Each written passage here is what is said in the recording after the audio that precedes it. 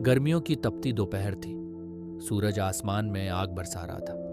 मंदिर के बाहर सड़क किनारे एक नन्हा सा लड़का नंगे पांव खड़ा होकर फूल बेच रहा था। उसकी उम्र मुश्किल से 10 साल होगी।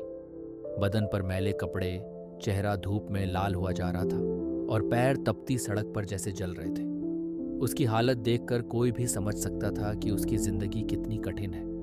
लेकिन उसे अपने फूल बेचने थे, इसलिए वह आने जाने वाले लोगों से बड़ी विनम्रता से फूल खरीदने की गुहार लगा रहा था। लोग भगवान को खुश करने मंदिर जा रहे थे, लेकिन बाहर उसी भगवान के नाम पर उस नन्हे से लड़के से फूलों के दाम कम करने पर अड़े थे। लड़का, जिसकी आंखों में भूख और मजबूरी साफ झलक रही थी, अपनी कांपती आवाज में विनती कर रहा था, दीदी, बस इतने में ही ले लो, मुझे आज कुछ खाने को मिल जाएगा। उसकी मासूमियत में छिपी बेबसी को किसी ने नहीं देखा। हर आवाज जो वो निकाल रहा था उस शोरगुल और भगदड़ में जैसे खोसी रही थी। लोग भगवान को खुश करने के लिए अंदर जा रहे थे, लेकिन बाहर उस लड़के के चेहरे पर उभरते दर्द और निराशा को देखने का वक्त किसी के पास नहीं था। उसकी छोटी सी उम्मीद भी जैसे हर गुजरे पल के साथ दम तोड़ती जा रही थी। धरती इतनी गर्म थी कि वह लड़का जमीन पर खड़ा भी नहीं हो पा रहा था। उसने एक पुराना अखबार अपने पैरों के नीचे रख लिया था ताकि थोड़ा बचाव हो सके, लेकिन अखबार भी उसकी तरह कमजोर था। गर्मी उसे भी चीर रही थी। तभी पास खड़ा एक आदमी उसे देख रहा था। उसने लड़के की हर कोशिश को ध्यान से देखा। उसका तपता चेहरा, उसकी जलती हुई आंखें और उसकी थकी हुई मुस्कान। कुछ देर देखने के बाद वह आदमी पास की एक दुकान पर गया और वहां से एक जोड़ी जूते खरीदे। जूते लेकर वह आदमी लड़के के पास आया और मुस्कुराते हुए जूते उसकी तरफ बढ़ा दिए और कहा, ये जूते तुम्हारे लिए हैं।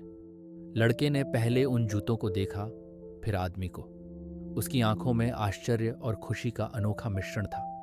उसने कांपते हाथों से जूते पकड़े और धीरे धीरे पहन लिए। जैसे ही उसने जूते पहने, उसके चेहरे पर जो मुस्कान आई वह किसी अमूल्य खजाने से कम नहीं थी। लड़के ने उस आदमी का हाथ पकड़ा और कहा, क्या आप भगवान हैं? आदमी यह सुनकर मुस्कुराया और बोला, नहीं बेटा, मैं भगवान नहीं हूं। लड़का फिर उत्सुकता से बोला, तो क्या आप उनके दोस्त हैं? आदमी ने सिर हिलाते हुए कहा, नहीं, मैं तो बस एक साधारण इंसान हूं। लेकिन तुम ऐसा क्यों पूछ रहे हो? लड़के की आंखों में अचानक आंसू आ गए। वह बोला, कल रात मैंने भगवान से प्रार्थना की थी कि मुझे कुछ पहनने को दे दे। नंगे पांव जमीन पर खड़ा होना बहुत मुश्किल है और मेरे पांव जलते हैं, और आज आपने मुझे जूते दे दिए। क्या भगवान ने आपको मेरे पास भेजा है? ये सुनकर आदमी की आंखों में भी आंसू आ गए। वह कुछ पल खामोश खड़ा रहा, फिर बिना कुछ बोले उस लड़के के सिर पर हाथ रखा और वहां से चला गया। उस दिन उस आदमी ने एक अनमोल सबक सीखा। उसने सोचा, भगवान का दोस्त बनना मुश्किल नहीं है, बस थोड़ा सा दूसरों के लिए जी लेना चाहिए। प्रकृति ने हमें 2 रास्ते दिए हैं, या तो हम अपनी चीजें दूसरों के साथ बांट लें, या फिर मरने के बाद सब यहीं छोड़कर चले जाएं। जो हमारे पास है वह दूसरों की मदद में लग जाए तो शायद हम भगवान के दोस्त बन सकते हैं। दोस्तों, इस कहानी का सार यही है कि भगवान तक पहुंचने का सबसे सीधा रास्ता उनके भक्तों के आंसू पोंछना है। जब आप किसी की मुस्कान की वजह बनते हैं तो आप भगवान के सबसे प्रिय बन जाते हैं। अगर आपको यह कहानी पसंद आई हो तो इस वीडियो को लाइक करें और चैनल को सब्सक्राइब करना न भूलें। फिर मिलते हैं एक नई कहानी के साथ।